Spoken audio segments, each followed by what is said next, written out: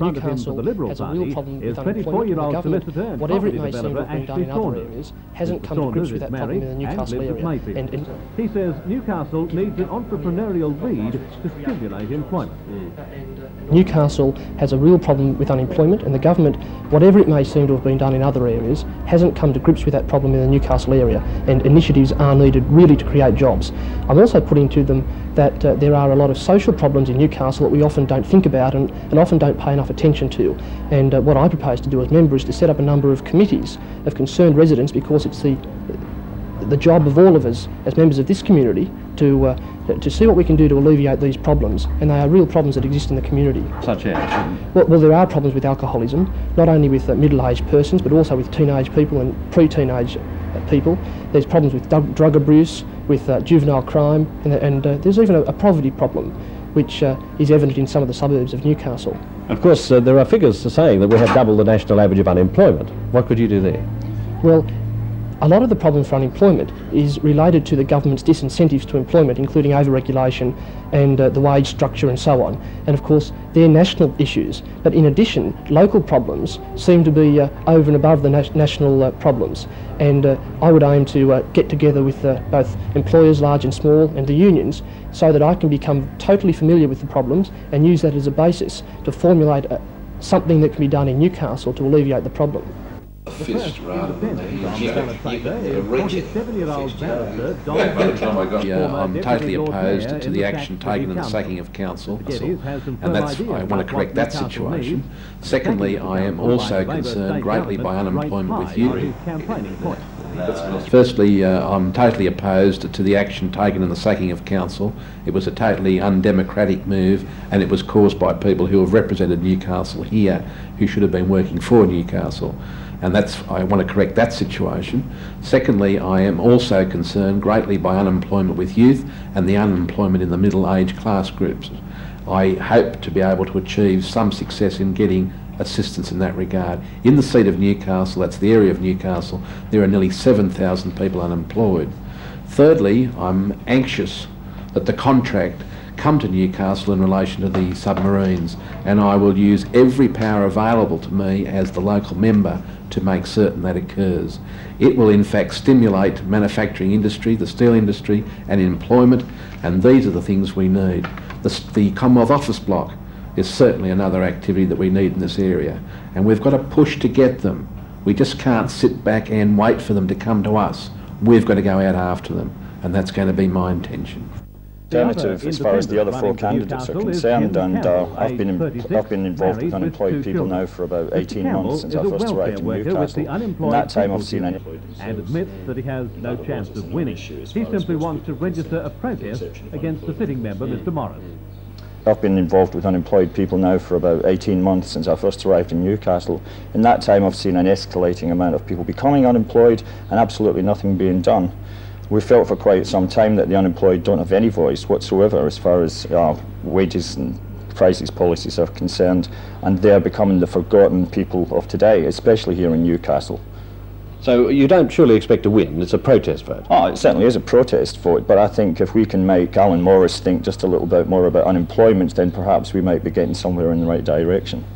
The Democrat candidate in Newcastle is Steve Jeffries, a 34-year-old fitter and turner of BHP. Jeffries received 12% of the primary vote in the state election in March. Thanks, Jerry Stockton here today. It's really good. We do it all the time. Now, I believe that we can decrease the unemployment figures in this area if we introduce the following three strategies.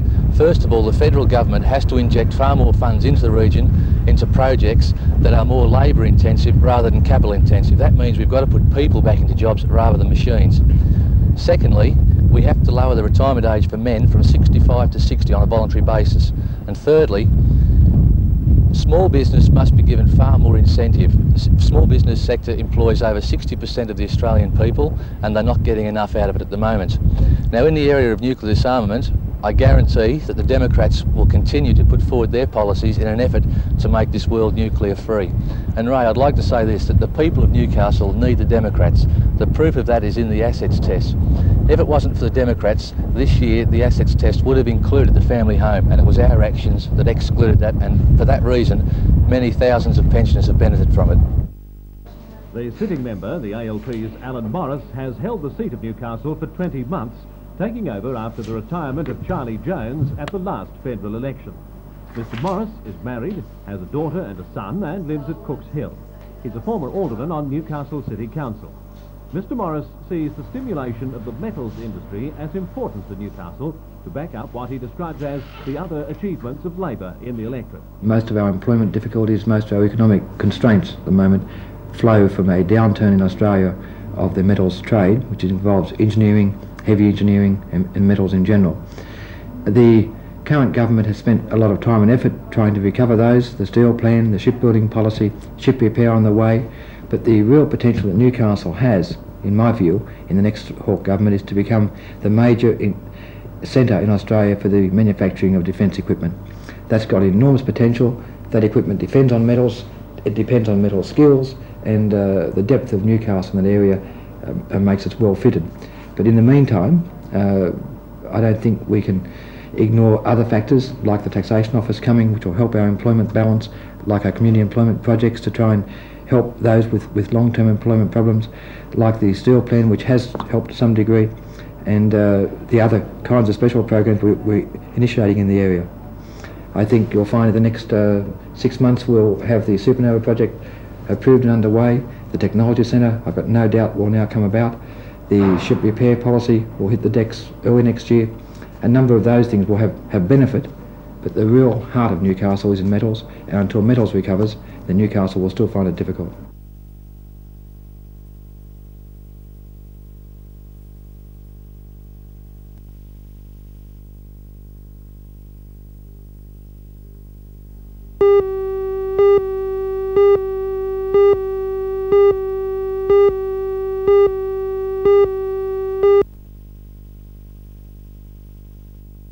From Newcastle, the next electorate for scrutiny in Who's for the House is Lyne to the north.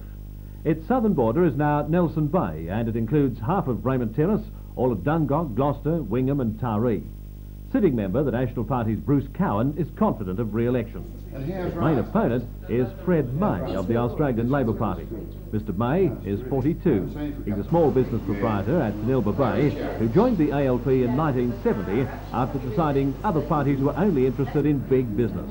Mr May is married with 3 children and lives at Lemon Tree Passage. He's concerned with youth unemployment and care for the aged.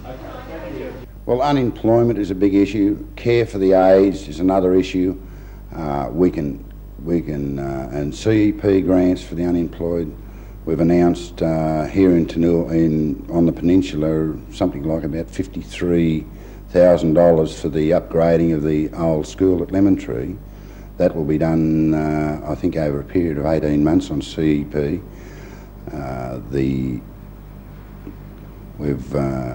There's a lot of areas. It's a very fast growth area, and with our close proximity to Newcastle, with my colleague Alan Morris, hopefully we can get the new submarines to be built here in Newcastle.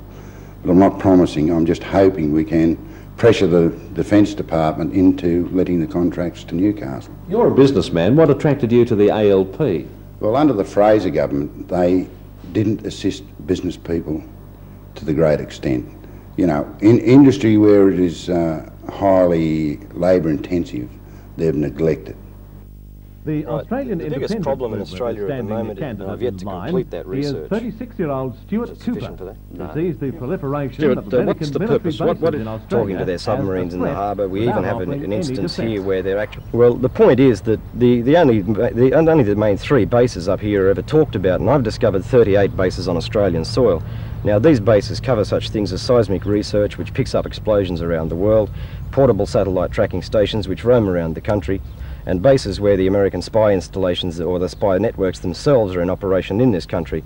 Now, this is not any defence, any real defence for Australia at all. And in fact, according to the Russian officials last year, Australia is a nuclear target for Russian nuclear weapons because of these bases of America, and for this reason alone. Well, what other issues do you see as important? What about for your own electorate, though, here? Well, poverty in this electorate, for a start. There are 1/3 of the people in this electorate living below the poverty line, according to the government's own figures.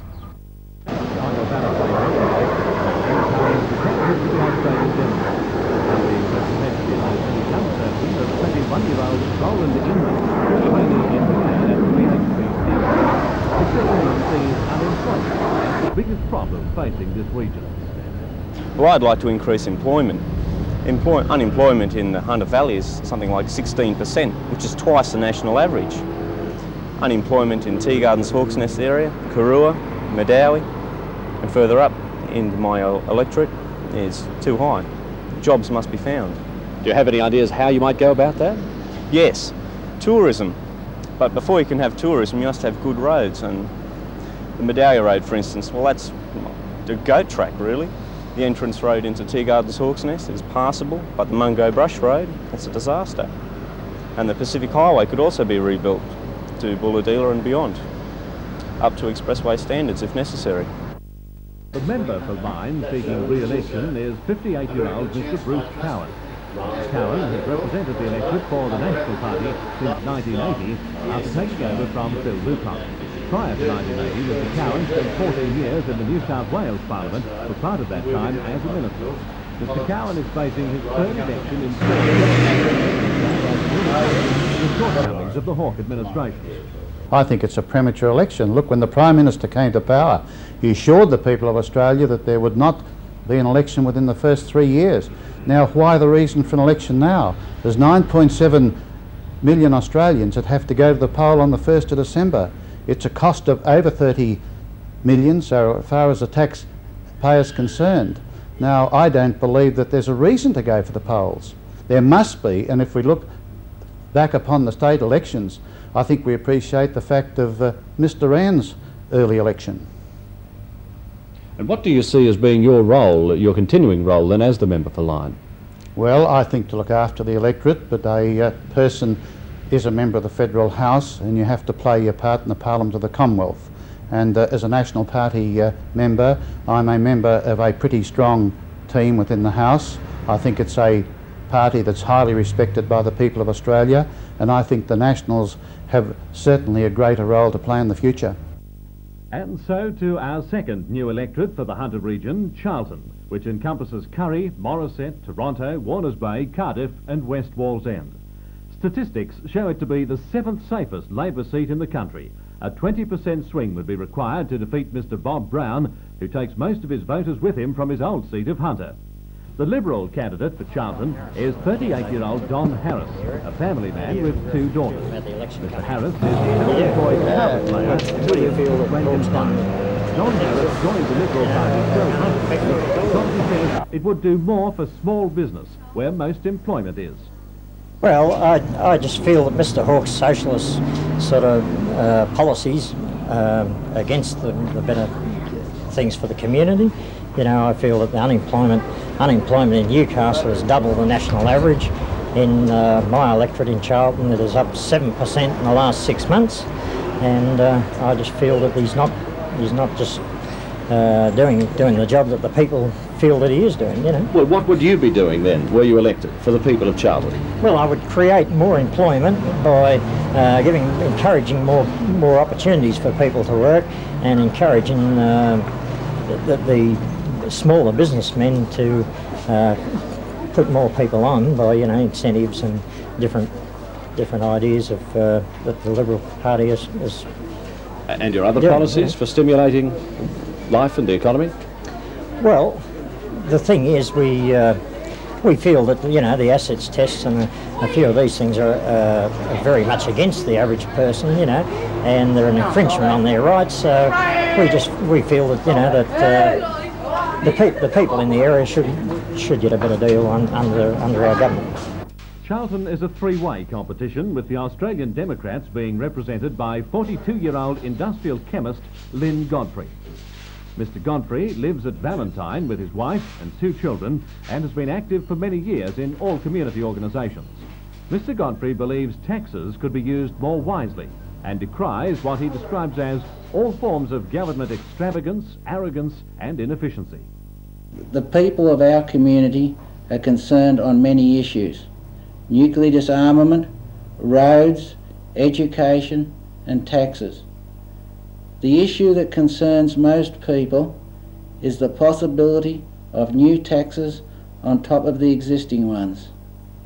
There is a fear that the Labor government will reintroduce death duties and impose a new harsh capital gains tax.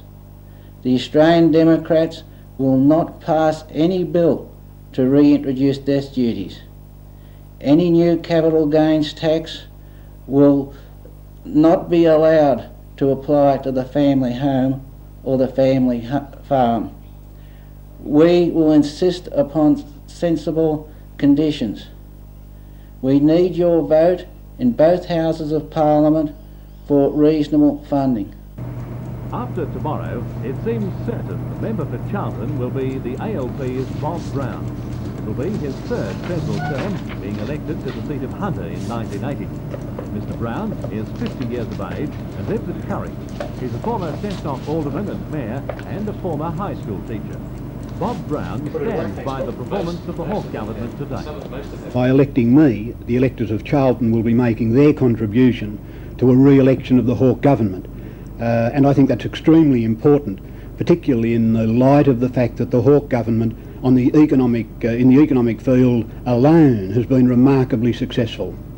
I think secondly, by re-electing me, the people of this area generally in the Lower Hunter will be guaranteeing a continuation of the type of special consideration that has been given to the Lower Hunter by the Hawke Labor government. And I think the third reason why they should re-elect me is because I have applied myself very effectively in the past and in the future to representing the people in that area as well as I've been able to, and I think I've done it reasonably successfully. Well, what do you see as the main local issues? I think the main local issue on a day-to-day basis is the question of unemployment, and that's why we've given attention to the Steel Regions Infrastructure Program, $100 million that we've applied to that over 5 years, because we're conscious of the very special and unique disabilities which are being suffered by steel regions.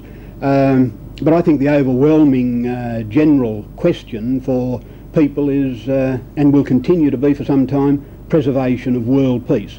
And I think that the initiatives which the Hawke government has taken in that direction as well have been very, very substantial and very, very important.